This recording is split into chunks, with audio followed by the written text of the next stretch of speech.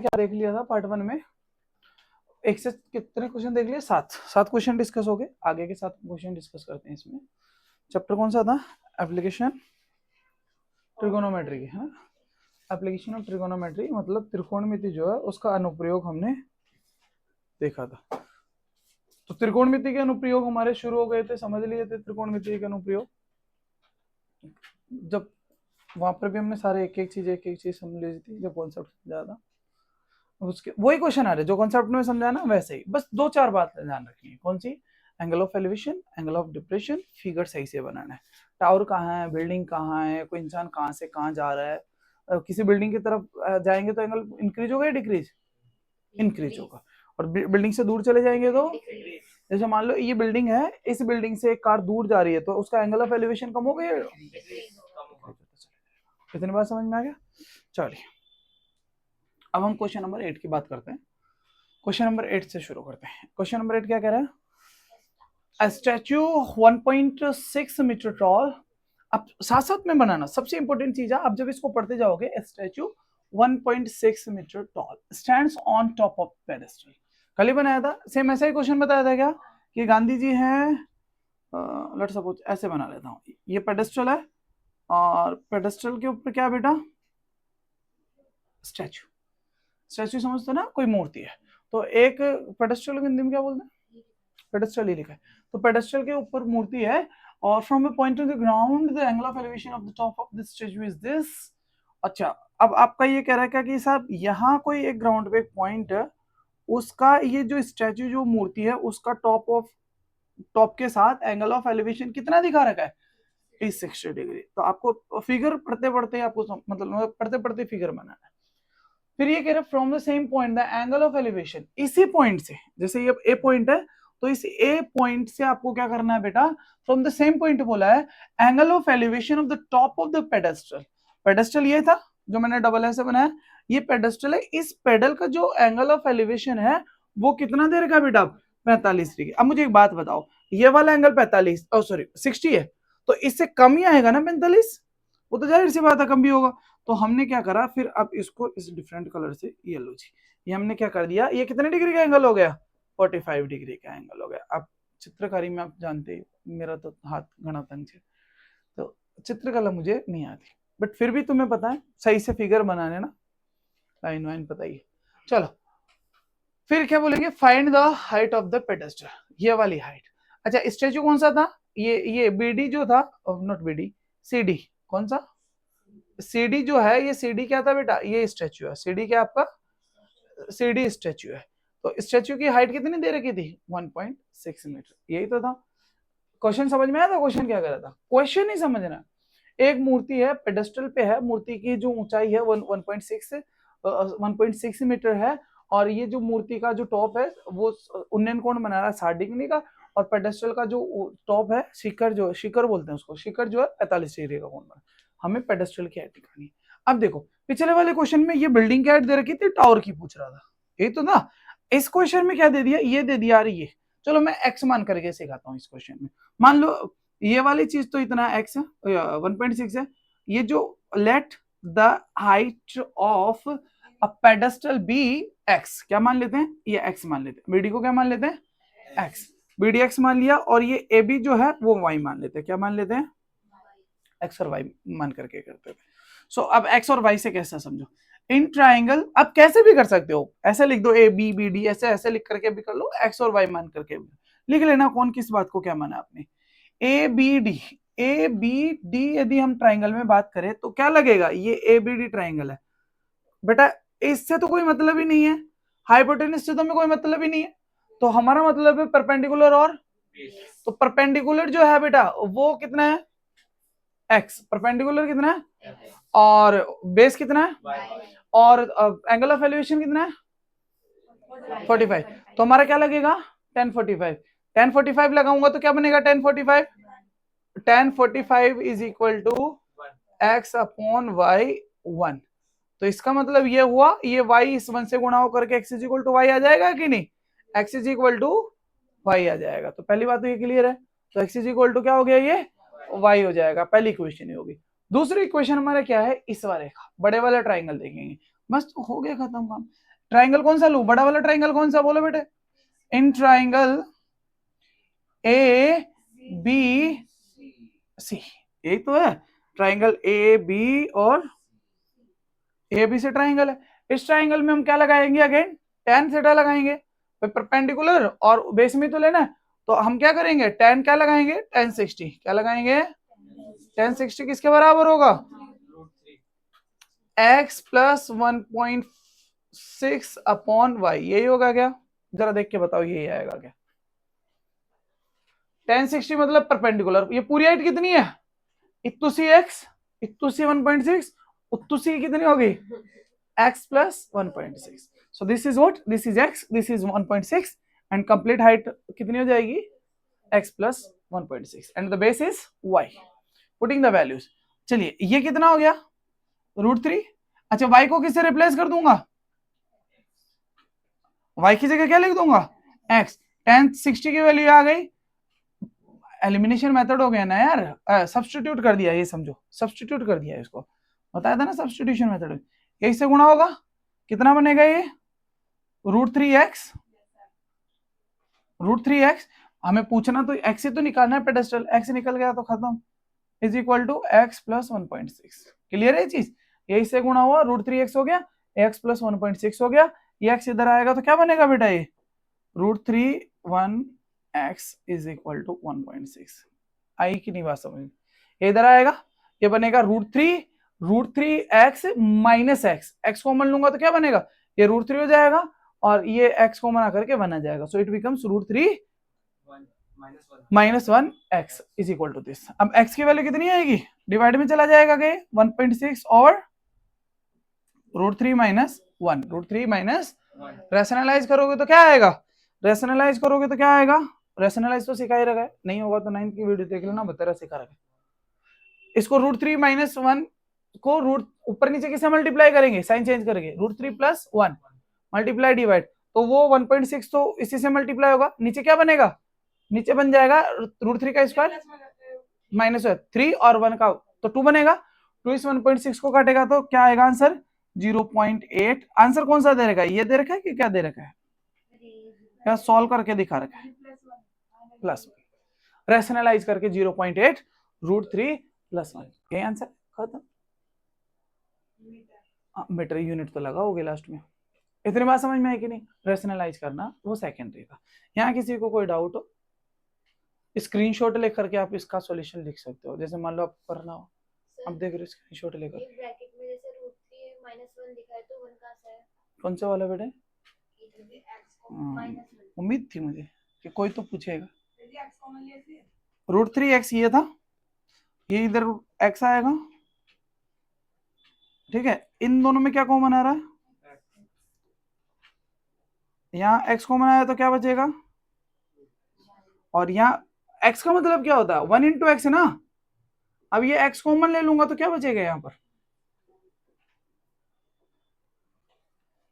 √3 में आया कि नहीं, इतनी सी चीज समझ में, और किसको नहीं समझ में आया था। चलो आगे वाला सवाल देखिए, आगे का सवाल देखो क्या है, आगे के सवाल की क्या कहानी है बेटे,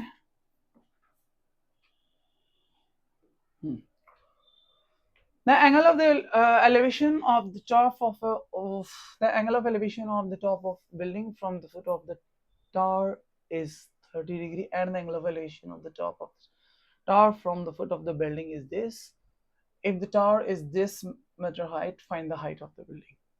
अब सोचो ये क्वेश्चन कैसा बनेगा, फिगर बनाना बहुत जरूरी है, आपको समझ ही नहीं आ रहा कि यार बिल्डिंग कहाँ है, टावर कहाँ है, तो थोड़ा सा ध्यान से समझो, बनाने को मैं तो बना दूंगा, मैं तो हजारों बार कर दिया क्वेश्चन को, बट मैं यदि मैं एक स्टूडेंट होता और मेरे सामने क्वेश्चन आता तो मैं कैसे अप्रोच करता, ये मैं चीज सिखाता हूँ, हर बार मैं आपको यही चीज समझाता हूँ कि आपको कैसे अप्रोच करनी है। टीचर तो करता ही, टीचर यार जिसको 15 साल का एक्सपीरियंस हो टीचिंग का, वो क्या नहीं, वो तो भी देख करके तुरंत आंसर बता देगा, है कि नहीं, बट मुद्दे की बात है स्टूडेंट को कैसे समझना चाहिए, मेरी क्लास में वही रहता है हमेशा समझाना। इसने कहा angle of elevation top of the building from the foot of tower, मतलब ये कहीं टावर होगा, उसके फुट से बिल्डिंग कहीं दूसरी तरफ होगी, उसका एंगल ऑफ एलिवेशन। फिर दूसरा कहा है elevation top of the tower from the base of the building, जो बॉटम बिल्डिंग का है, फुट ऑफ बिल्डिंग है, उसका टावर का एंगल ऑफ एलिवेशन ऐसे बनेगा, ऐसे तो बनेगा। मतलब ये दोनों अलग अलग हो गए, ये इधर टावर बना रहा है, ये इधर बना रहा है, अलग अलग होगा कि नहीं? तो ये बात समझने वाली है। चलो मैं इसी में बना दूं या दूसरा करूं? इसी में समझ लो, कोई दिक्कत नहीं। टावर आपको पता ही है, टावर जो देखो ना नोएडा में बड़े बड़े ऊंचे ऊंचे टावर बनते हैं, वो टावर हो गए, और छोटी छोटी बिल्डिंग तो ये 1 मंजिला 2 मंजिला, तो ये वाला ऐसा ये बिल्डिंग हो गई। इसने कहा है अब ऊपर नीचे पे बना लो तो कोई दिक्कत नहीं है, इरेज करके दोबारा बना लेना। कारण ऐसा ना, देखो इसने लिखा है top of the building from the foot of the tower, इस टावर के फुट से बिल्डिंग का जो एंगल है 30 डिग्री। और उल्टा क्या बोला है, angle of elevation top of the tower from the building, building के फुट ये हुआ, बिल्डिंग के पाद बिंदु से इसका कितना हो जाएगा, ये 60 डिग्री। आगे बस भाई देखो, इधर समझो, टेन थीटा में ये P है, ये P है, P1 ये नीचे P2 अपॉन B, नीचे वाला फिगर क्या हो, सेम हो, दोनों का बेस सेम है ना। एंगल बढ़ा, 10 में जैसे जैसे थीटा बढ़ेगा वैल्यू बढ़ती चली जाएगी ना, इसकी वैल्यू होती है 1/√3 और इसकी वैल्यू √3, तो टावर की हाइट वैसे भी अपने आप ही ज्यादा जाएगी। परपेंडिकुलर ज्यादा होगा, बेस सेम है, तभी ये क्या होगा, मेरे कहने का मतलब है आप इससे भी कंपैरिजन करोगे तो ये परपेंडिकुलर 1 ज्यादा आ जाएगा परपेंडिकुलर 2 से। चलो खैर समझ में आया, अच्छी बात, नहीं तो कोई बात नहीं, सवाल से इस जिन बच्चों को अच्छा समझना होता है उनके लिए समझा देता हूँ कभी कभी। अच्छा समझाने इन द सेंस कि भाई क्लास में ऐसे भी बच्चे हैं जिनको पूरा 80 आउट ऑफ 80, क्लास में ऐसे भी बच्चे हैं जिनको फेल होना है तो 4 बच्चे तो रहते ही हैं क्लास में कि जिनको नीचे से टॉप करना है, तो हर तरीके के बच्चे होता है। तो मेरा मकसद ये रहता है कि एक एक चीज, छोटी मोटी चीजें, वो जिनको कुछ नहीं आता उनको भी बता दे। स्पीड के लिए ऑरल कैलकुलेशन या इधर उधर चीजें मैं उनके लिए करता हूँ जिनकी स्पीड अच्छी है, उनकी भी मेंटेन रहे चीज। चलिए, अब इसने ये 2 बातें दे रखी है, और एक बात कहा है टावर कितना है भाई, ये टावर 50 मीटर है। इस क्वेश्चन को हम डायरेक्ट करेंगे, एक्स और वाई लेकर।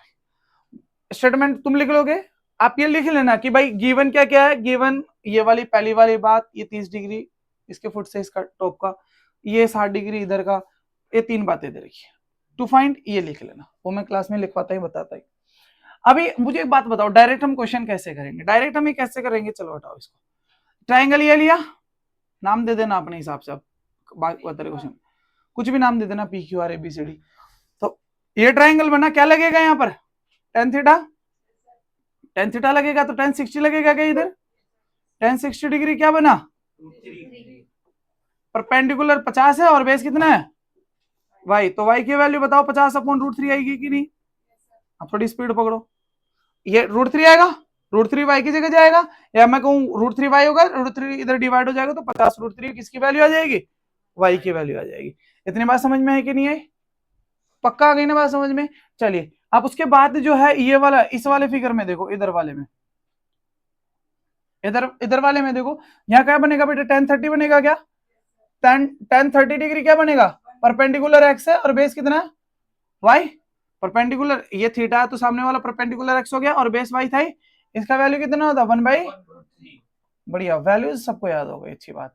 यही से गुणा होगा y इज इक्वल टू, अरे यार कुछ गड़बड़ी कर रहा हूँ क्या, नहीं ठीक है, y इज इक्वल टू कितना आ गया, y/√3, जस्ट ए मिनट रुको यार, y इज इक्वल टू कितना हो गया, √3x, क्रॉस मल्टीप्लाई कर गया। अच्छा फ्रॉम इक्वेशन 1 y की वैल्यू कितनी थी, तो y की वैल्यू यहां रख दो, √3 नीचे गुणा होगा क्या, ये इधर वाला मल्टीप्लाई नीचे वाले से गुणा हो जाएगा, डिवाइड जाएगा, तो ये कितना आ गया 50/√3 गुणा होकर के आ गया, तो 50/3 बिल्डिंग की हाइट हो जाएगी। So height of the building is 50/3, ये क्या हो जाएगा, this is height of the building. आप ऐसा लिखोगे 1632 16×3 48, यदि मिक्स फ्रैक्शन में लिखा होगा तो 16×3 टू रिमाइंडर, और ये कितना मीटर हो जाएगा, कैसे भी लिखा होगा आपका answer, this is height, point में लिखा होगा तो पॉइंट में देख लेना। आगे आंसर, आगे बात समझ में नहीं आया तो बताओ, बिल्डिंग यहाँ पर थी, टावर यहाँ पर था, दोनों का एंगल बनाया और उसके हिसाब से हमने निपटा दिया। आगे का क्वेश्चन देखो, आगे क्या क्वेश्चन कह रहा है बेटे?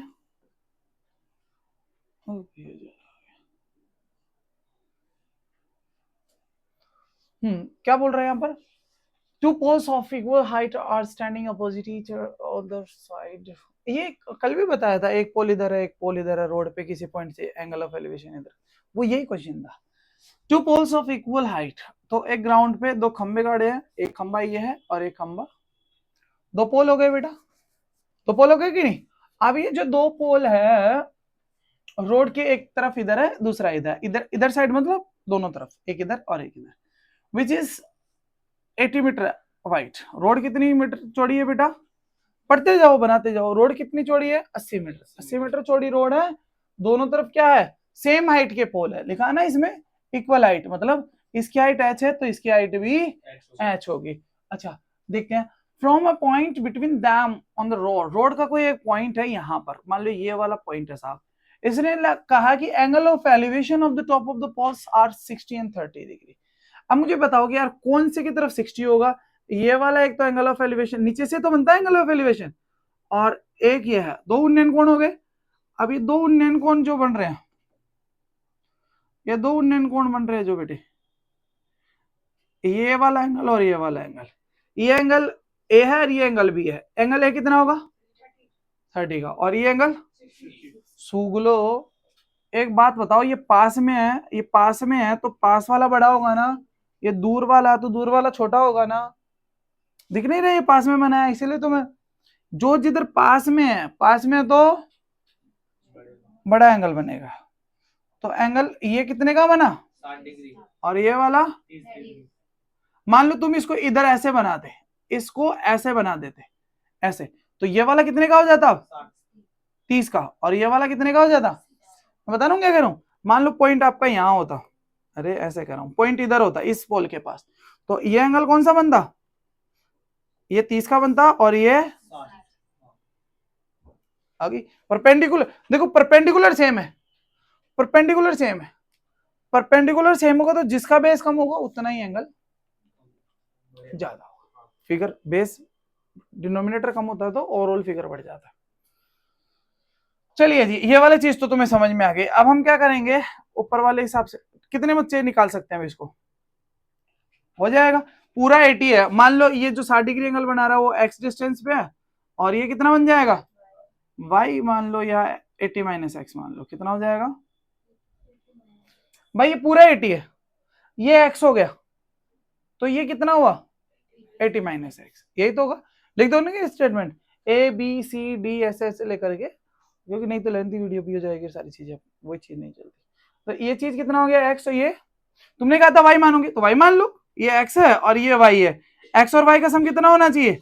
रोड तो चौड़ी 80 की है, y की वैल्यू कितनी आएगी? ये प्लस का उधर ले जाओ, तो वही तो 80 माइनस एक्स आ जाएगा। बात तो वही आ रही है, तो इसीलिए 80 माइनस एक्स, क्योंकि हमें ये निकालना है कि पॉइंट कितनी दूर है पोल से। ए की वैल्यू इंट्रोड्यूस कर देंगे, खत्म कहानी। एक्स आ जाएगा तो दूसरा अपने आप आ जाएगा वैल्यू। चलिए तो हम क्या करते हैं, ये दोनों तो हाइट तो एच थी, मान लिया एच। अब हम लगाते हैं इस वाले ट्राइंगल, ये ट्राइंगल कौन सा है? tan 60, tan 60 की वैल्यू कितनी हुई? h अपॉन परपेंडिकुलर h है, और बेस कितना है? x, यही हुआ। दूसरा वाला ट्राइंगल देखो, इसमें क्या बनेगा? वही tan 30 लगेगा, और tan 30 में क्या होगा? परपेंडिकुलर कितना है यहाँ पर इस वाले ट्राइंगल में? h, और बेस वाला कितना है इसमें? 80 माइनस। बढ़िया, बहुत बच्चे x माइनस 80 कर देते, जो कि गलत है। x माइनस 80 नहीं होगा। मान लो ये 10 है तो ये कितना होगा? 70 है, पूरी 80 है ना, ये 10 है तो ये 70। आगे बात समझ में? खोलिए बेटे, खोलो, कौन है? बंद कर, चलो बेटा उधर। इतनी चीज क्लियर है। अब इसको सिंप्लीफाई कर लेते हैं, बस यहां से आ जाएगा रूट, इसकी वैल्यू कितनी आ जाएगी?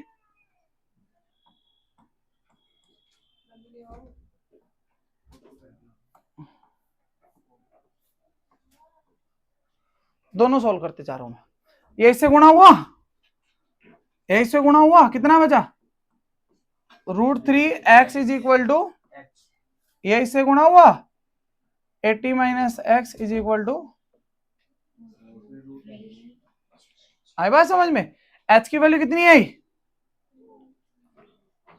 h की वैल्यू बता कितनी आई? है? इस h की वैल्यू उठा करके इस इक्वेशन में पुट कर दूं, ये वाली h की वैल्यू यहां उठा करके पुट कर दूं, तो क्या बनेगा ये 80 minus x is equal to 3x बना क्या? 3x बताओ कैसे बना? √3 एक्स इस h की जगह रख रहा हूं मैं, तो √3 और √3 तो क्या हो गया 3h x आ गया, 3x आ गया। अच्छा ये वाला x उधर जाएगा तो प्लस हो जाएगा, 3x इधर थे, एक और आ गया प्लस का 4 हो गया कि नहीं? 3x, ये x उधर जाएगा तो 3x प्लस x 4x हो गया, 4x इज इक्वल टू कितना हो गया 80, तो x की वैल्यू कितनी आ गई? 4 से डिवाइड हो जाएगा ना, 40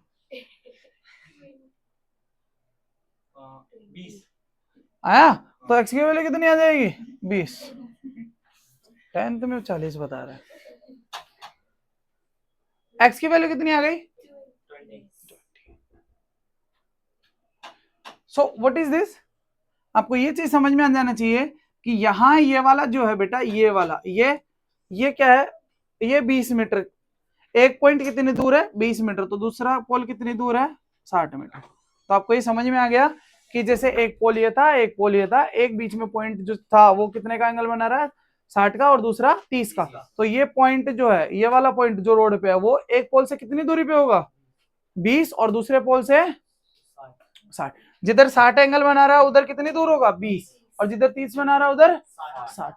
कैसे भी घुमा करके क्वेश्चन पूछे वो आप कर दो। अच्छा यार मेरे को अभी एक दिमाग में क्वेश्चन आया, डाउट आ गया, मास्टर को डाउट आ गया। डाउट ये आया कि भाई ये वाला जो 60 डिग्री का एंगल बना रहा है, उसको यदि मैं उस पॉइंट को उस पोल के टॉप से कोई एक रस्सी बांध दूं, तो लेंथ ऑफ हाइट कितनी हो जाएगी? निकाल सकते हो? कैसे, क्या लगाओगे? ये तो 20 आ गया, बेस 20 आ गया, निकालना क्या है हाइपोटेनस, तो क्या लगेगा? अरे क्या लगेगा बेस और इसमें, याद करो, इसीलिए मैं डांटता हूं, कोस लगेगा बेस अपॉन हाइपोटेनस। 3 दिन हो गए, 4 दिन हो गए, इसलिए मैं कहता हूँ गधो बैठ करके ना बकवास मत करा करो, शांति से पढ़ा करो। तुम्हें एक फॉर्मूला याद नहीं हो, अभी मेरे को ऑनलाइन क्लास नहीं होती तो सबका थोपड़ा चेंज कर देता मैं यही।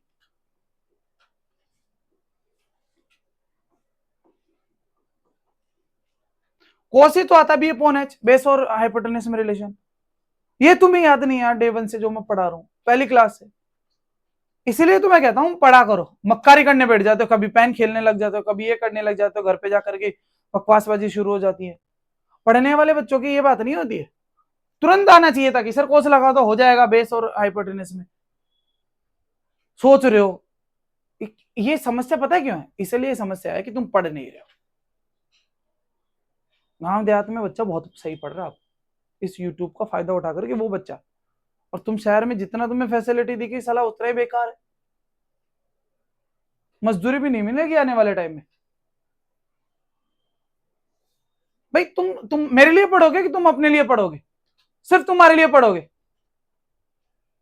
सिर्फ और सिर्फ तुम्हारे अपने लिए पढ़ रहे हो, तुम मेरे लिए नहीं पढ़ रहे, घर वालों को भी कुछ नहीं देने वाले हो, उम्मीद भी नहीं है तुम्हारे को, तुम्हारे घर वालों को तुमसे क्या ही उम्मीद रहेगी जब तुम 30% 40% लेके आओगे? पढ़ लिख जाओ, कुछ समझदारी ले आओ, बने नहीं कुछ नौकरी वोकरी नहीं लगी तो अपना कुछ ना कुछ काम तो सेट कर ही लोगे। पढ़ाई वो चीज है, पढ़ाई बताता है, पढ़ाई नहीं होती है, पढ़ाई बताता है आप कितने सिंसियर हो, आप अपने काम के प्रति कितने सिंसियर हो। एग्जाम क्या बताता है? एग्जाम टेस्ट लिया जाता है, कंपटीशन लिया जाता है, क्यों लिया जाता है?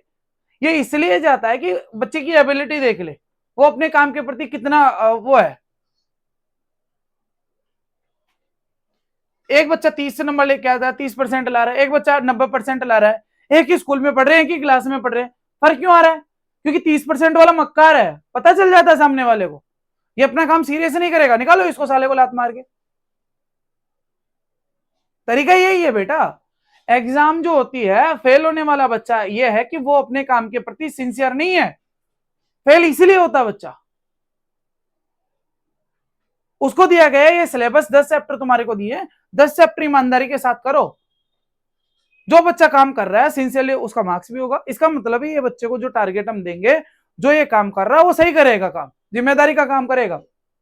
और जो मक्कार तीसरा रहा है वो जो काम दिया गया है वो यही काम नहीं कर रहा, तो साला किसी कंपनी में किसी पोस्ट में अच्छी जगह बिठा देंगे तो वहां भी मक्कारी करेगा वो। तो एग्जाम का तरीका यही है और कुछ नहीं, इससे कुछ नहीं खाने पीने वो ना। तो बट रियलिटी यही है कि एग्जाम का मतलब यही होता है।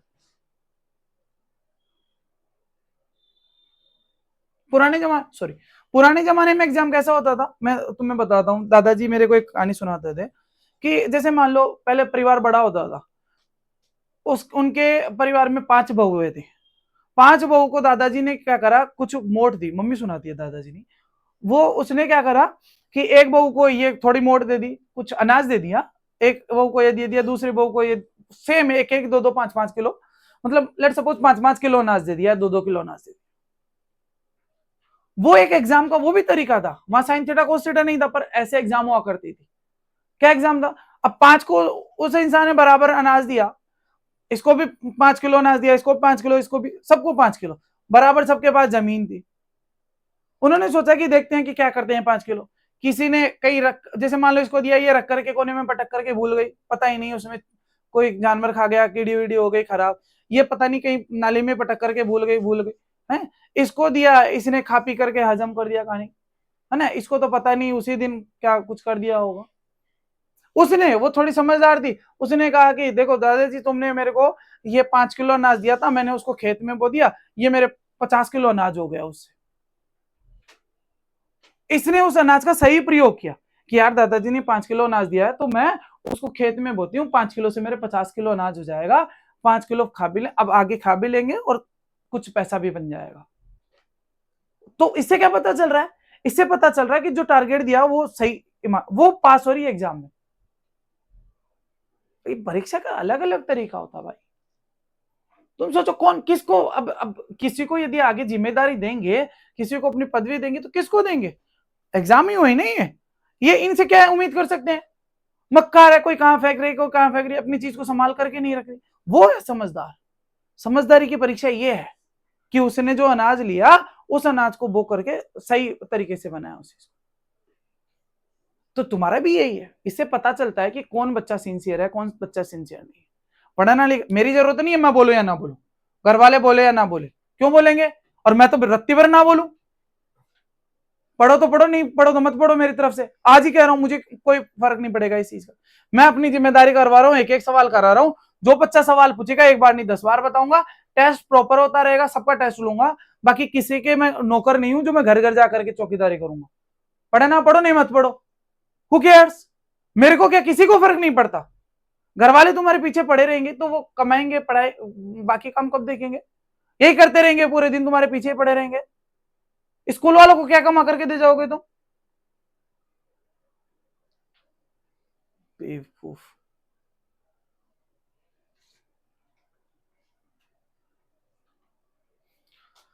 कहां थे हम, आ गया समझ में। तो इस तरीके की चीजें बताने की जरूरत नहीं है, 2 चैप्टर 3 चैप्टर तुम्हारा 1 1.5 2 महीने इतनी मेहनत करवा दिया, 6 चैप्टर कंप्लीट करा दिया, फर्स्ट सेकंड थर्ड फोर्थ पहले करा दिया था, 2 अभी लग करके 5-5 घंटे तुम्हें क्लास दे रहा हूं, समझा रहा हूं चीजें, उसके बाद ये हाल है सब लोगों का।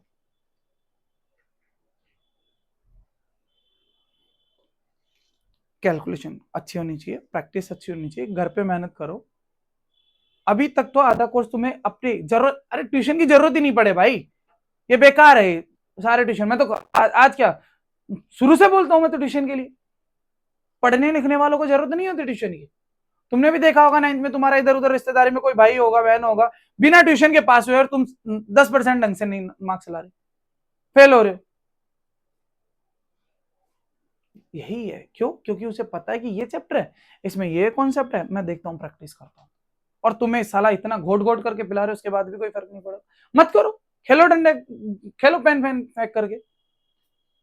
यही मैं देखता नहीं हूं, आते हो मक्कारी करना शुरू हो जाते हो। पढ़ने वाला बच्चा होता है, शांति से बैठ गया, सर 2 4 5 सवाल कर लेता हूं, मैं घर पे भी करके आया हूं, जरा देखो इसकी प्रैक्टिस, वो चूचोपाटा नहीं करेगा। हंसी मजाक 10 मिनट 5 मिनट की हो गई बस, हर टाइम नहीं होता ऐसी चीजें।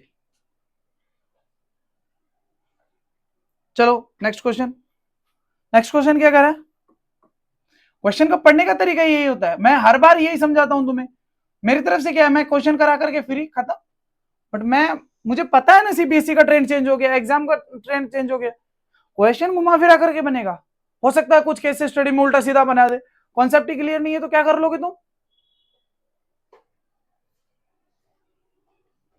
चलो बताओ इसको सॉल्यूशन। टीवी टावर दे रखा है, फिगर भी बना रखा है कि ये टीवी टावर है, vertically on the bank of the canal.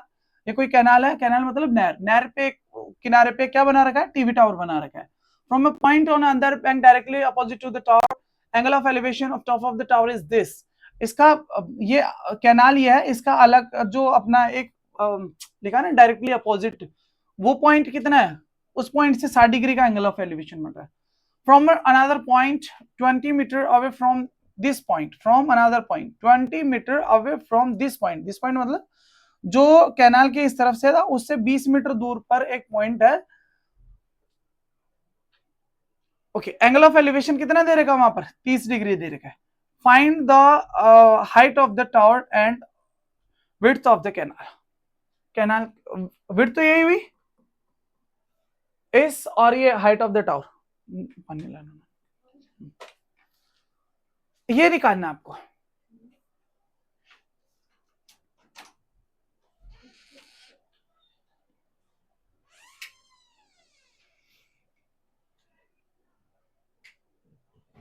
बताओ कैसे करेंगे, सीधा कर दूं, लिख लोगे तुम, या इसको तो तरीके से कर लो, स्टेटमेंट के साथ कर लो।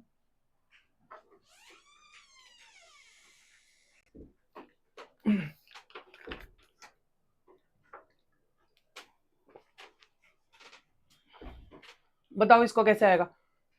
मान लो इसको एक्स ले लूं और इसको वाई ले लूं, एक्स और वाई में रिलेशन क्या होगा, जल्दी से करो, एक मिनट में।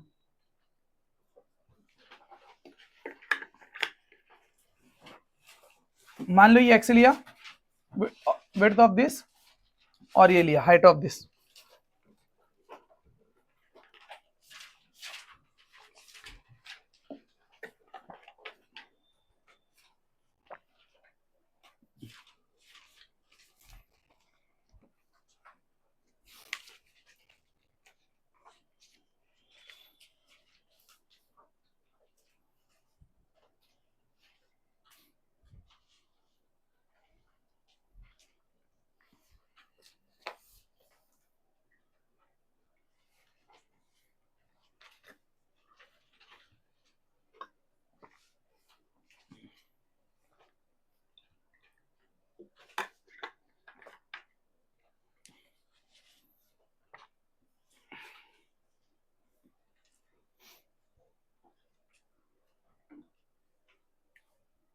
हुआ, कितना टाइम लगता है रिलेशन लिखने में। ये एक्स और वाई में 10 लगाएगा ना, perpendicular 10 60 is equal to perpendicular y और ये एक्स, ये क्या हुआ √3, तो कितना बनेगा y is equal to √3 times x. अच्छा पिछले सवाल में एक चीज भूल गया मैं, अभी याद आई, पिछले सवाल में देखो क्या था, इसने ये भी कहा था डिस्टेंस और find the height of the pole, दो क्वेश्चन है बेटा इसमें, find the height of the pole और डिस्टेंस। तो ये तो आ गई थी 20 और 60, इसकी एच की वैल्यू और निकालनी थी, किसकी, हाइट ऑफ द पोल। तो एच कितना निकलेगा, एच कितना निकल जाएगा बताओ, एक्स की वैल्यू 20 आ गई थी, तो ये 20 √3 आ जाएगा, कितना आ जाएगा, बस ऐसे एच की वैल्यू ऐसे निकल जाएगी, दान से निकल गया। तो ऐसे कई चीजें इधर उधर हो जाती है तो निकाल लेंगे, कोई बड़ी बात नहीं।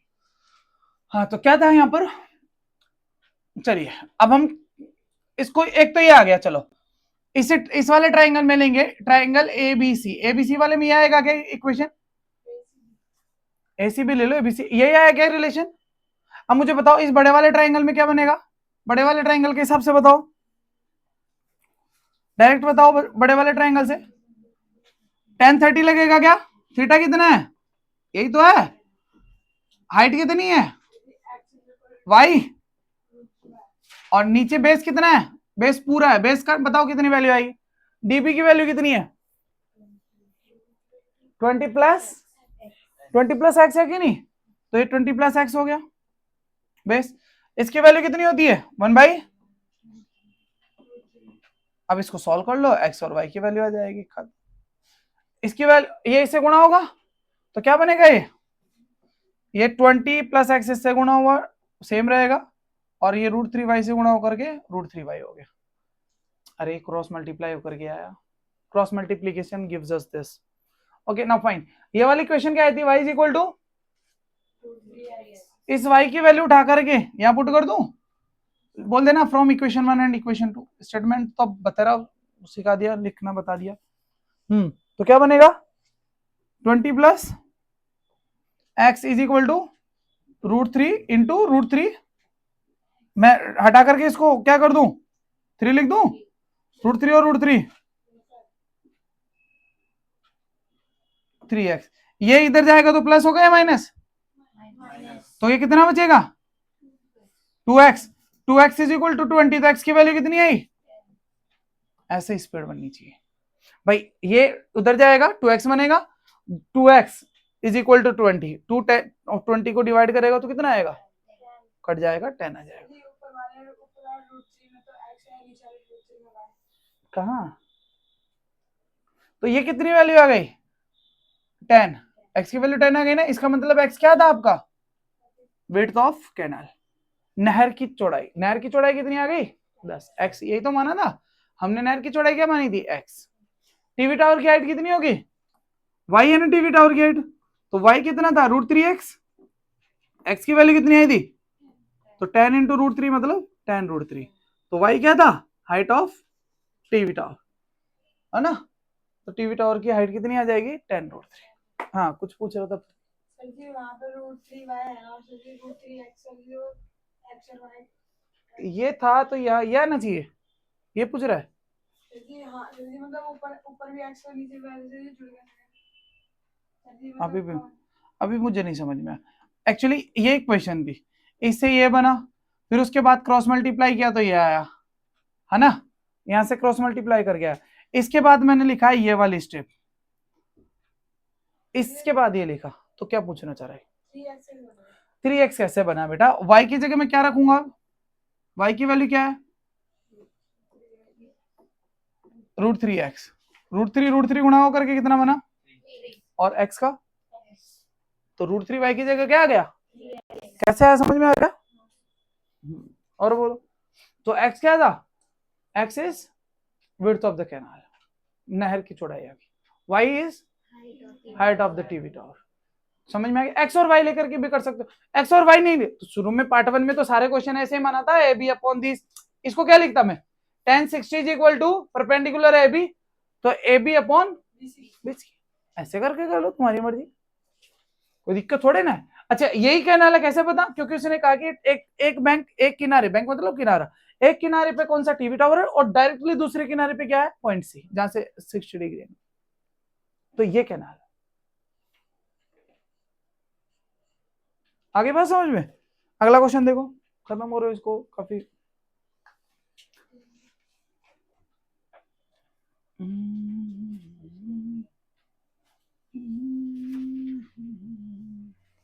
फिगर से ही बनाया करो, बस बन जाएगी यार, फिगर बना सब कुछ हो जाए। So on the top of 7-meter high building, the angle of elevation of the top of cable tower is 60 degree and the angle of depression of its 45 degree.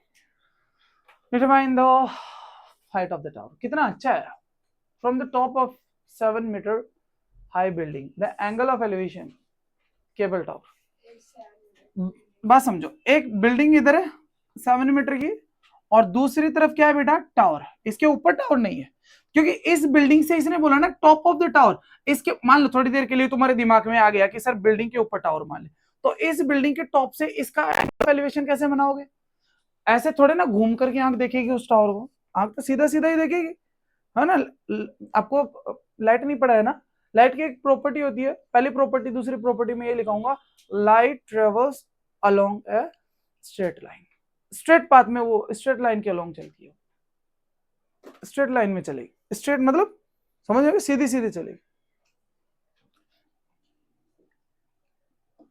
ये वाला हो जाएगा आपका एंगल ऑफ एलिवेशन, कितना angle of elevation, angle of tower कितना हो गया 60, और ये पूरा 60 नहीं होगा बेटा, 60 ये वाला होगा इसके साथ, है ना, बताया ना, बच्चे पूरा बना देते हैं, लाइन ड्रॉ करनी होती है ग्राउंड के पैरेलल, ये कौन सी है लाइन ऑफ साइट, और ये कौन सी है हॉरिजॉन्टल लेवल।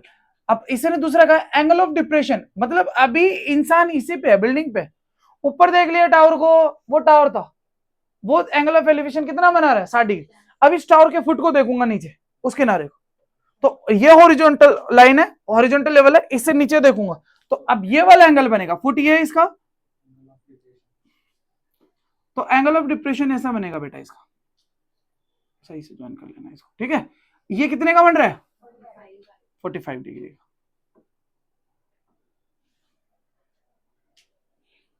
आई बात समझ में। तो इस बिल्डिंग से ऊपर देखोगे टावर की तरफ तो 60 डिग्री का ये वाला एंगल बन रहा है, और इसी हॉरिजॉन्टल से नीचे की तरफ देखोगे तो फुट का एंगल ऑफ डिप्रेशन कितना बन रहा है, तो उन्नयन कोण 60 और 45 अवनमन कोण हो गया। अब क्या पूछा है, डिटरमाइन द हाइट ऑफ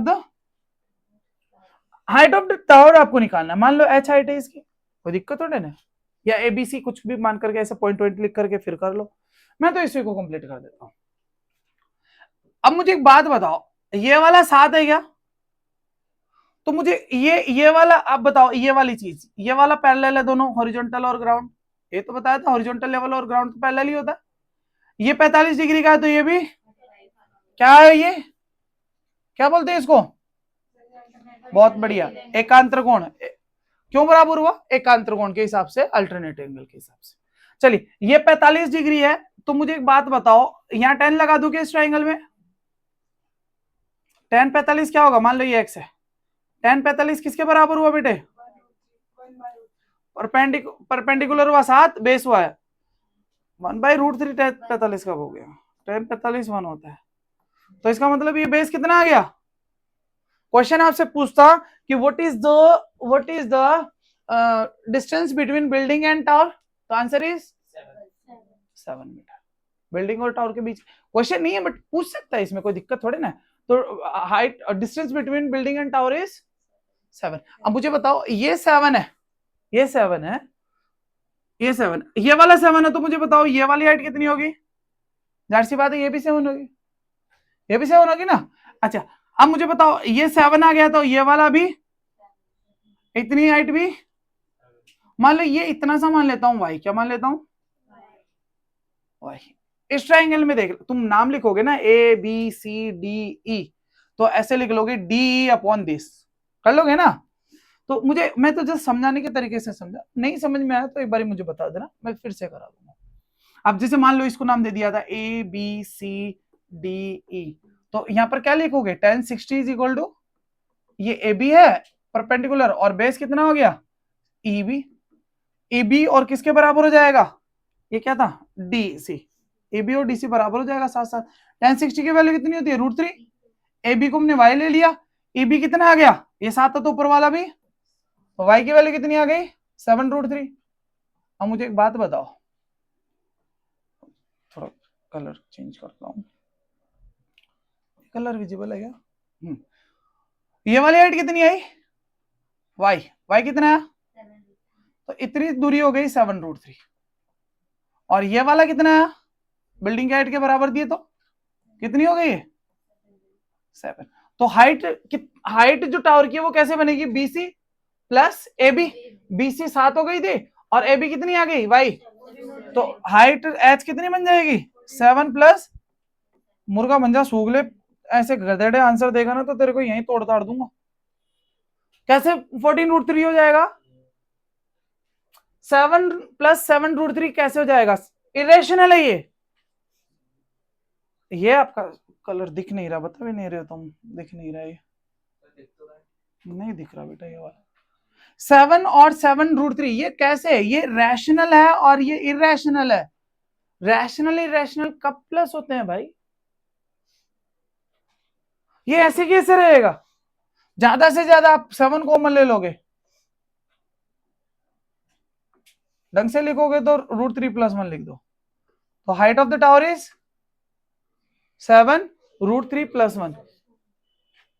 मत जोड़ देना, तेरे को 1000 बात सिखा दिया मैंने क्लास में, ये जोड़ देगा कभी 90 + 5x को करके 95x दिखा देगा ला करके, क्यों भाई, तुम्हें प्यार से लड्डू बर्फी समझा दिया, कूट पीट करके समझा दिया, उसके बाद ये हाल है, गलत बात,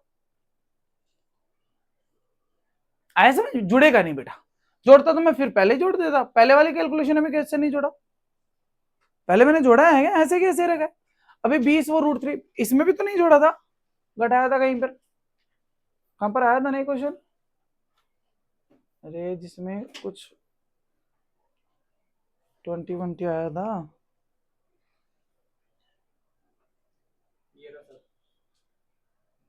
इधर ही था शायद, मुझे चलो इधर नहीं, पीछे पीछे नहीं इसमें नहीं, छोड़ो। समझ में आया कि नहीं? 7 और 7√3 जुड़ेगा नहीं बेटा, रैशनल और इरेशनल जुड़ते नहीं है, बात को समझ, दिमाग में बिठा ले ये चीजें, नहीं मुर्गा बना करके सारा देख लेना फिर।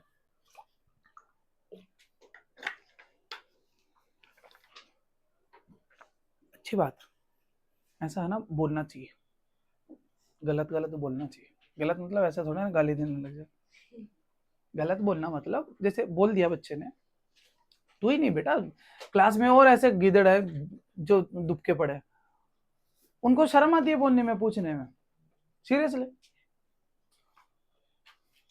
बहुत सारे बच्चे ऐसे जिनको शर्म आती है कि अरे पूछ लेंगे बता देंगे तो दिक्कत आ जाएगी, कम से कम हौसला तो करता है।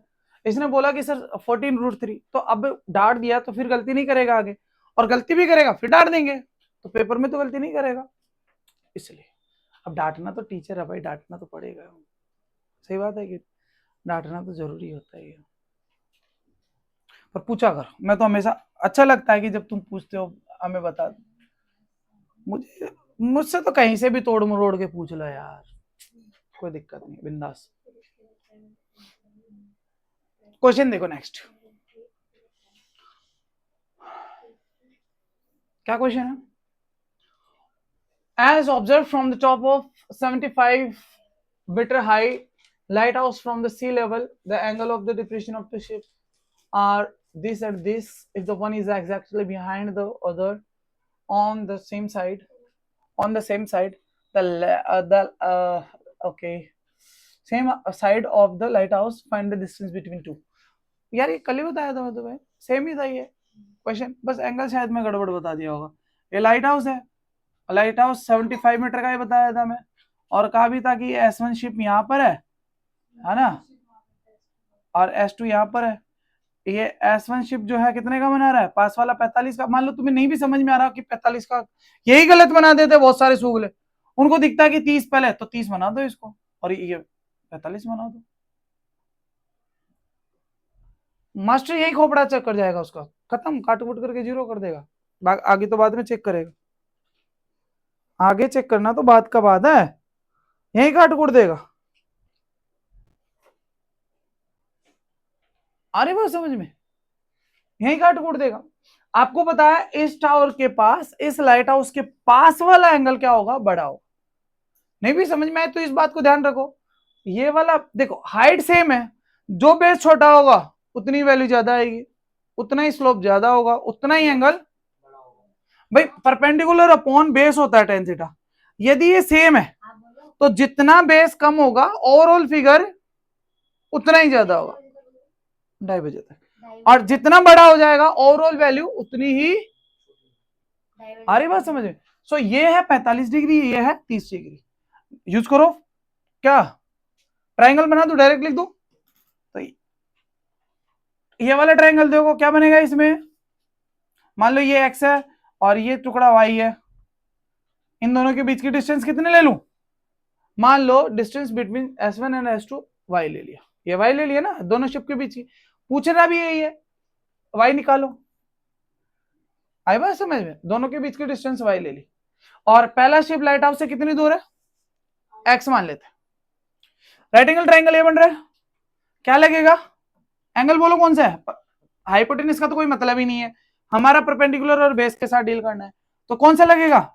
परपेंडिकुलर और बेस में तो 10 लगेगा, 10/45 कितना होता है? तो x बराबर 75 आ गया, क्या डायरेक्ट लिख दिया हूं मैं, यहां लिखोगे 10/45 1 is equal to 75 by x से मल्टीप्लाई होगा, x is equal to getting this, okay, यहां से x आ गया। अब अगला कौन सा बेटा? ये बड़ा वाला ट्राइंगल है, अब इस बड़े वाले ट्राइंगल में क्या लगेगा? वही 10 30 क्या हो जाएगा बोलो? परपेंडिकुलर कितना है इसका? और बेस कितने है? बेस बोलो कितने? 52 कैसे हो? x प्लस वाई, ये तुसा x है और ये वाला कितना है? तो दो पार्ट है ना, x और y, तो x प्लस वाई हो जाएगा क्या पूरा बेस?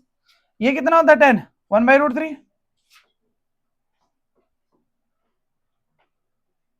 यही हुआ क्या? हुआ कि नहीं? यहां से ये इससे मल्टीप्लाई होगा तो क्या आ जाएगा ये? x plus y is equal to 75 √3 आया? कितना आ गया? x plus y is equal to, और x इज इक्वल टू कितना था? तो y इज इक्वल टू कितना आ जाएगा? हैं? 75 बता आंसर जल्दी बता। √3 आ गया ना? अभी कुटेगा कि नहीं है? कितना बनेगा? 0 जाएगा क्या या √3 बचेगा? तो ये बता कितना बचेगा? देख आ गया ना, दिमाग लगा लिया इसने बिल्कुल। हैं?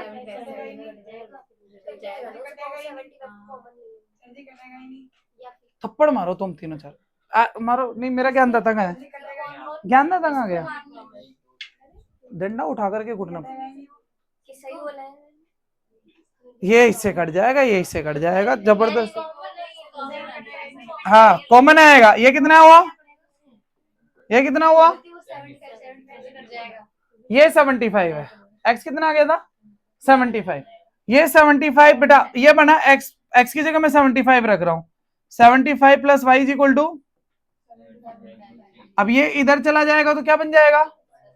तो वो माइनस कर दिया ना पल्ली तरफ ले जा करके, कटेगा नहीं प्रतीक, बार बार बोल रहा हूँ, कॉमन ले लेंगे। आगे बात समझ में? ये आंसर हो जाएगा 75 या √3 बचेगा या 1 बचेगा, तो 75 ब्रैकेट में √3 माइनस 1 बच रहे हो। कोई बात नहीं, टेस्ट लूंगा तो ये डंडा काम में आएगा, तोड़ दूंगा मैं इस बार, समझ लो ईमानदारी से काम हो रहा है। चलो खैर, इतनी बात समझ में आ गई। Last question of the chapter 15 है। अरे हाँ 15 थे ना मुझे के हिसाब से, कोई बात नहीं यार, 15 हो तो 15 देख लेंगे, तो ज्यादा आफत थोड़ी आ रही। देखो भाई ऐसा है, देखो ऐसा बात ऐसी है ना कि चीजों आसान चैप्टर है, बट एक एक चीजें समझ लोगे तो ज्यादा सही रहेगा, तरीके से समझ लोगे ज्यादा सही रहेगा। चलो आओ, ये देना यार, हटियो।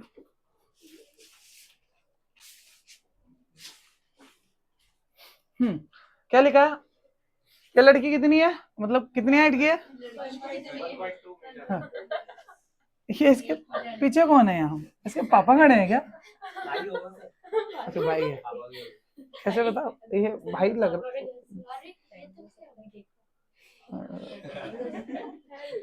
हाँ ये तो अभी देखा मैंने। चलो भाई, ये एक लड़की है, पीछे वाली लड़की नहीं है, पता नहीं कौन है, हम नहीं बता सकते। सवाल में मम्मी भी तो हो सकते हो, हाँ। कोई भी हो सकता है, समझ रहा हूँ तेरी बात, कोई भी हो सकता है। चलो भाई 1.2 मीटर टॉल गर्ल, ये जो है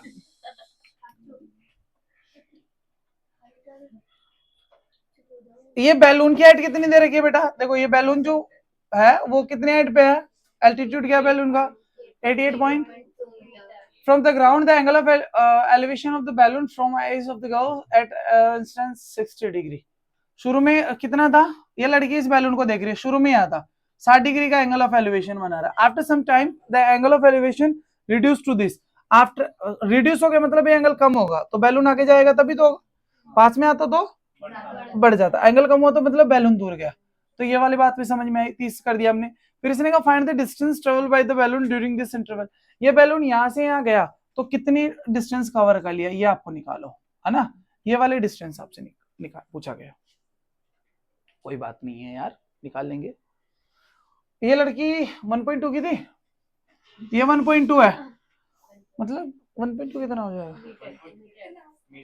4 फुट की। इतनी सी हो फिर इतनी चल रही हैं? अरे भाई अच्छा मिड टर्म तू ही है मान ले तेरे 4 फुट नहीं चटा 5 किलो पता। चलो अब मुझे बताओ, ऐसे सवाल भी करा था ना, एक कुछ लड़का था वो देख रहा था कुछ इस तरीके से, है ना? तो ये लड़की 1.2 की है, ये ग्राउंड से बैलून कितना था? तो मुझे बताओ कि यदि मैं ये वाला ऐसे बनाऊं ट्राइंगल, ये ऐसा बन जाएगा क्या ट्राइंगल? ये 60 डिग्री वाले में ऐसे ट्राइंगल बनेगा, ये 60 डिग्री वाला है, तो इसमें यदि एंगल ये बनेगा तो ये वाली हाइट कितनी हो जाएगी? 87 होगी क्या भाई? ये ग्राउंड के साथ कितनी हाइट है? 88.2। लड़की की हाइट माइनस कर दूं 1.2, भाई आंखों से तो ही ना, तो हॉरिजॉन्टल लेवल में ये हट ही जाएगा, तो ये कितना हो गया?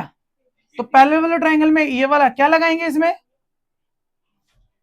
ये वाला बेस निकालेंगे तो कितना आ जाएगा? 10 60 डिग्री इज इक्वल टू, आप लिख लेना ए बी सी, उस तरीके से मैं डायरेक्ट कर रहा हूं। ये मान लो ये एक्स है, पहले वाले बैलून का जो बेस है हाइट था, मतलब कितनी दूर था वो, एक्स मान लेता हूं, राइट? तो ये वाला एक्स कितना हो जाएगा? 10 60 √3। तो मुझे बताओ ये एक्स की वैल्यू आ जाएगी क्या?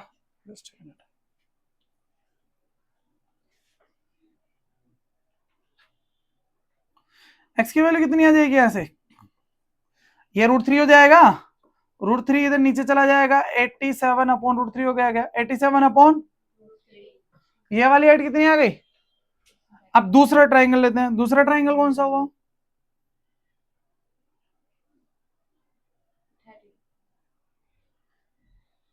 दूसरा वाला ट्राइंगल देखो, दूसरे वाला ट्राइंगल की कहानी ये है बेटे कि ये वाला ट्राइंगल है कितना 30 डिग्री बना रहा है, 30 डिग्री वाले में जो है ये वाली हाइट कितनी आएगी? वही 87। तो ये पूरा कितना है? बेस निकालेंगे 10 30 इज इक्वल टू 87 अपॉन, मान लो पूरा y है, क्या है ये? y। तो y की वैल्यू बताओ कितनी आएगी? 87 √3 हो गया क्या भाई? इसको 1/3 लिखूंगा, 1 से y मल्टीप्लाई करके y और √3 से मल्टीप्लाई करके 87 √3। इतनी बात क्लियर है? तो ये y की वैल्यू आ गई, तो y की वैल्यू ये आ गई, तो मुझे बताओ ये y की वैल्यू आई है 80। तो ये पूरी हाइट जो थी ये, और इतना वाला कितनी हाइट आई थी? 87 बाई, तो ये कितनी बची? ये वाली हाइट माइनस कर दो क्या? जो ये वाली हाइट है वो कितनी है? ये वाली हाइट बचेगी y माइनस, यदि y माइनस एक्स है तो ये वाली भी हाइट y माइनस एक्स हो जाएगी क्या? तो distance travel by balloon during this interval वो कितना हो जाएगा? y की वैल्यू कितनी आई थी ये, और x की वैल्यू कितनी आई थी? तो हम क्या करेंगे? माइनस, तो माइनस करा तो कितना है? 87 √3 माइनस 87 बाई √3। एलसीएम लूंगा या जैसे बताया था समझ जाओ तुम लोग, ये मल्टीप्लाई, ये इससे मल्टीप्लाई किया। अच्छा ये बताओ यार, ये कितने लोगों को समझ में आया? आगे की कहानी तो बात की बात है, ये कहानी कितने लोगों को समझ में आई? ये जो मैं कैलकुलेट कर रहा हूं ये कितने लोगों को समझ में आ रहा? 3 दूना 6, 9 27, यही आ गया का आंसर? इतना मीटर इतने डिस्टेंस कवर करेगा, यही आ गया, ये आंसर है। आया समझ में? देखो कैसे आया।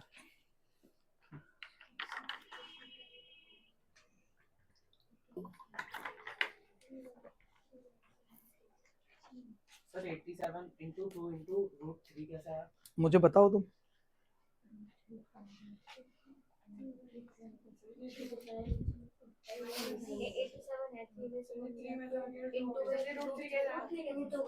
हाँ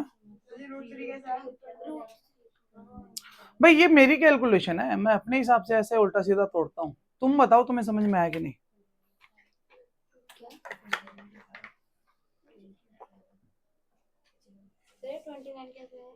जो 87 को 2 से मल्टीप्लाई करके आया उसे 3 से काट दिया। बढ़िया, बहुत सही।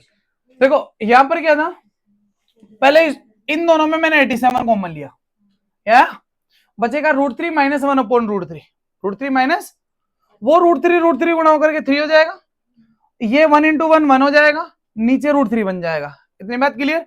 3 माइनस ये 2 आ गया। ओके, अब पूछ रहे हो कि साहब ये कैसा है, तो ये नीचे √3 था, उसको ऊपर नीचे √3 से मल्टीप्लाई करूंगा, √3 3 हो जाएगा। ये अब मैं क्या कर रहा हूं, इसको इससे काट देता हूं, कितना आएगा इसको इससे काट करके 29 को फिर 2 से गुणा करूंगा तो क्या जाएगा 58 √3। आया समझ में? आप अपने हिसाब से कर लेना, जैसे काटापीटी करो कैलकुलेशन को। मैं हमेशा स्मार्ट कैलकुलेशन में विश्वास रखता हूं। आई बात समझ?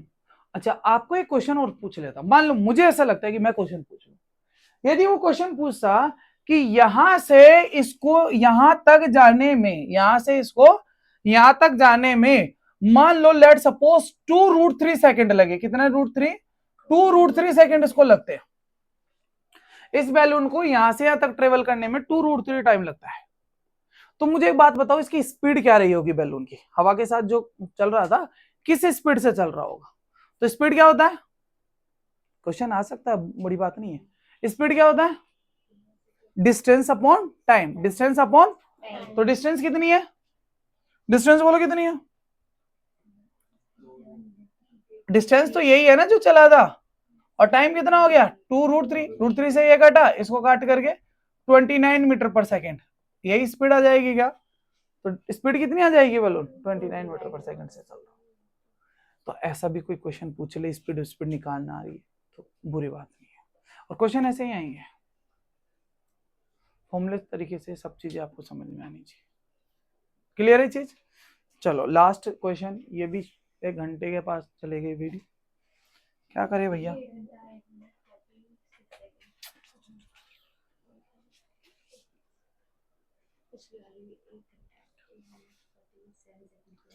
चलो इस क्वेश्चन को भी समझ लेते हैं। क्वेश्चन क्या कह रहा है, क्वेश्चन ये कह रहा है कि straight leads to the foot of the tower, एक हाईवे है, टावर के को अप्रोच कर रहा है, man standing at the top of the tower, top tower पे एक रह रहा है, observe a car, angle of depression, angle of depression मतलब नीचे की तरफ देखेगा ना, तो ये कार को यहाँ देख रहा है, इसका एंगल ऑफ एलिवेशन कितना बन रहा है 30 degree, which is approaching the foot of the tower. मैंने कहा था कि अप्रोच कर रही है यूनिफॉर्म स्पीड से, किस स्पीड से, यूनिफॉर्म स्पीड 9th में समझ के आया हो मोशन वाले चैप्टर में, if a particle covers equal distance in equal time interval then it is called uniform motion.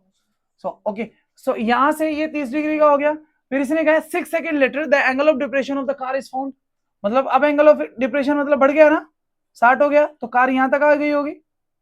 आ रही बात समझ में, कार फुट को अप्रोच कर रही है, तो अब एंगल ऑफ एलिवेशन कितना हो गया 60 डिग्री, अब कार यहां पर आ गई है बी पॉइंट पे।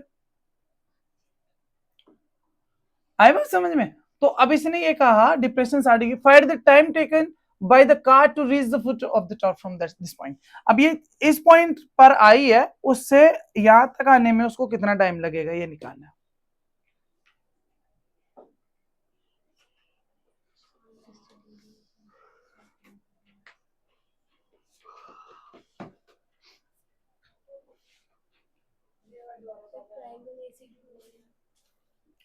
मान लो ये टावर है, ये टावर है, इस टावर पे ये आदमी बैठा है, इसने देखा कि नीचे की तरफ क्या है, एक कार है, वो कार टावर के पास आ रही है लाइक दिस, ये आदमी देख रहा था, यहाँ कार दिखा इसको, कार यहां से टावर के फुट की तरफ आ रही है, 6 सेकंड लगे यहाँ को आने में। आई बात समझ? 6 सेकंड में वो बी पॉइंट पे आ जाती है, 6 सेकंड में कितना आ जाती है बी पॉइंट। स्पीड मान लो उसकी यू रही होगी, यू स्पीड से चल रहा है, वो किस स्पीड से चल रहा है, बाद में भी यू स्पीड से चलेगा। और जो है अब ये पूछा है कि इस बी से ए आने में उसको कितना टाइम लगा, ये बताना है। पहले जो जिस पॉइंट पे उसने पहले देखा 6 सेकंड पहले, वो सी पे था, 6 सेकंड बाद बी पे था।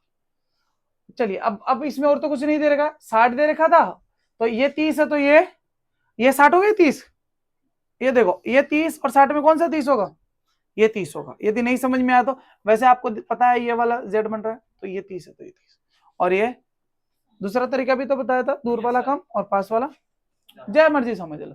चलो मुझे एक बात बताओ, अब ये सवाल जो हमने अभी जैसे करा ना, सेम वैसे ही सवाल है, सेम।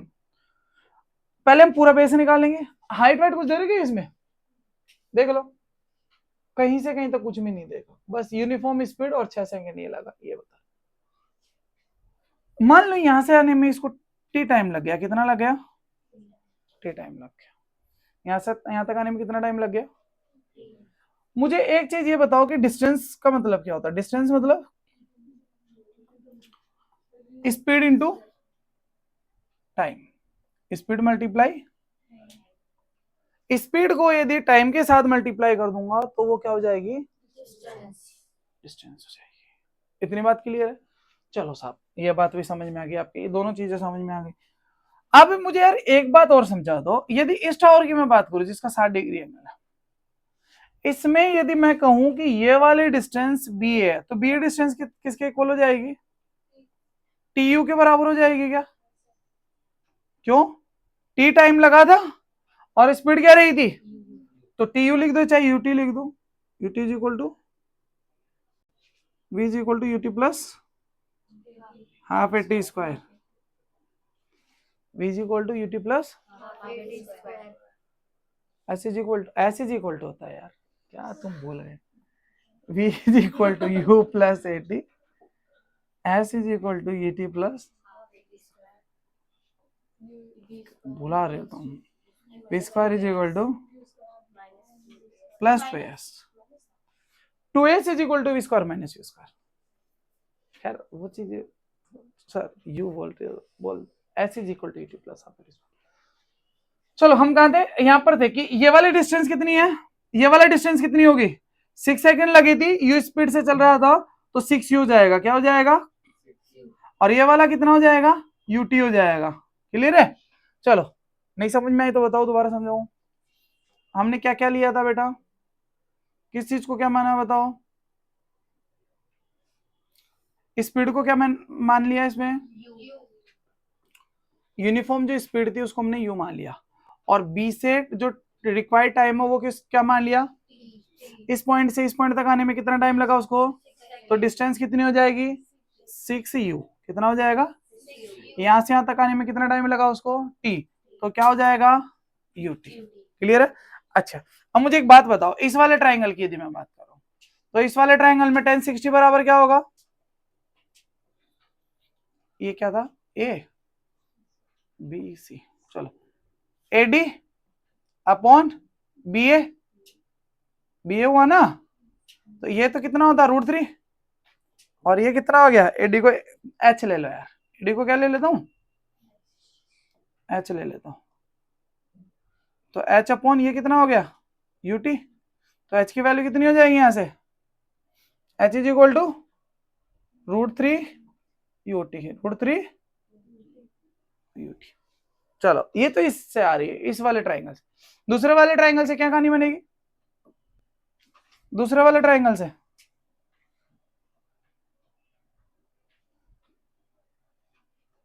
दूसरे वाले ट्राइंगल से क्या कहानी बनेगी बेटा? दूसरे वाले ट्राइंगल में tan कितना है? अरे ये बड़ा वाला ट्राइंगल ये रहे यार, थीटा कितना है यहाँ पर? हाइट कितनी है परपेंडिकुलर? h, बेस बोलो कितना है? 6u प्लस यही हुआ पक्का?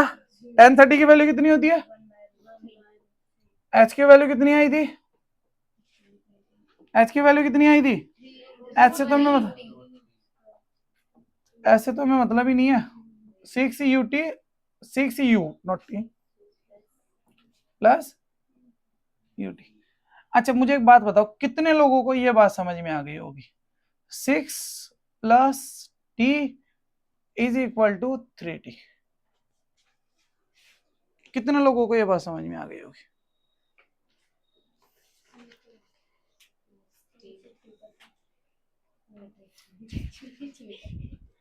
कितने बालकों को, कितने बच्चों को ये बात समझ में आ गई होगी?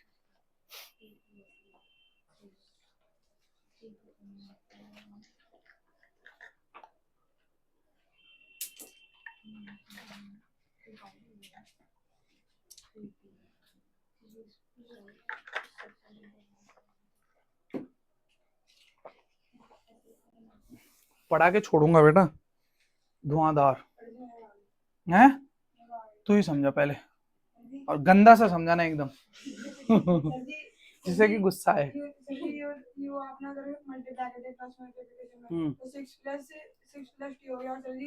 जो √3 था तो √3 से रूट तो हट जाएगा, 3 हो जाएगा, ये टी आया। यू कहाँ गया? अरे कहाँ गया यू? इससे यू कॉमन लूंगा तो बाहर यू आएगा, इस यू से ये यू काट दूंगा, खत्म भाई। इन दोनों से यू कॉमन लूंगा ना, इससे कॉमन लूंगा तो अंदर क्या बनेगा? u plus T, sorry 6 plus T. You common लूंगा, वैसे तो कटेगा नहीं, ये एक नहीं कटेगा, कॉमन लेकर के कटेगा। कॉमन लिया, यू कॉमन आया, ये ऊपर वाले से से कटेगा, ऊपर क्या बना? √3t, नीचे क्या बना? 6 प्लस। ओके नाउ √3 इससे मल्टीप्लाई होगा √3t से, तो ये कितना हो जाएगा? √3 3t, और यह क्या बन गया था? ये तो कॉमन निकल ही गया था, 6 प्लस टी। 6 प्लस टी 1 से गुणा होगा तो ये टी उधर जाएगा तो टी की वैल्यू कितनी आ जाएगी? एक कम हो जाएगा, 3t में से एक टी कम होकर के 2t, 2 फिर 6 को डिवाइड करेगा तो भाई ऐसा बनेगा ना, ये 2 उधर जाएगा तो 2t इज इक्वल टू 6, तो ये डिवाइड में करेगा तो 6 को 2 से काटेंगे तो मतलब इस पॉइंट से इस पॉइंट तक अप्रोच करने के लिए कार को कितना टाइम लगेगा? 3 सेकंड। आगे बात समझ में? कितना लगेगा? 3 सेकंड। जब लड़के ने इस कार को देखा और कार फुट तक पहुंच रही है तो कितना टाइम लगा? 9 सेकंड। यहां देखा था ना, यहां से कार ठीक उसके टावर तक पहुंच गई। मान लो ये लड़का है, पापा को देखा यहाँ पर, पापा 6 सेकंड बाद यहाँ पर आए, फिर पार्किंग में पहुंच गए, तो पापा पार्किंग में पहुंचने के लिए कितना टाइम लगा चुके? पूरा 9 सेकंड। बढ़िया, आगे बात समझ में? इतनी बात समझ में आई कि नहीं?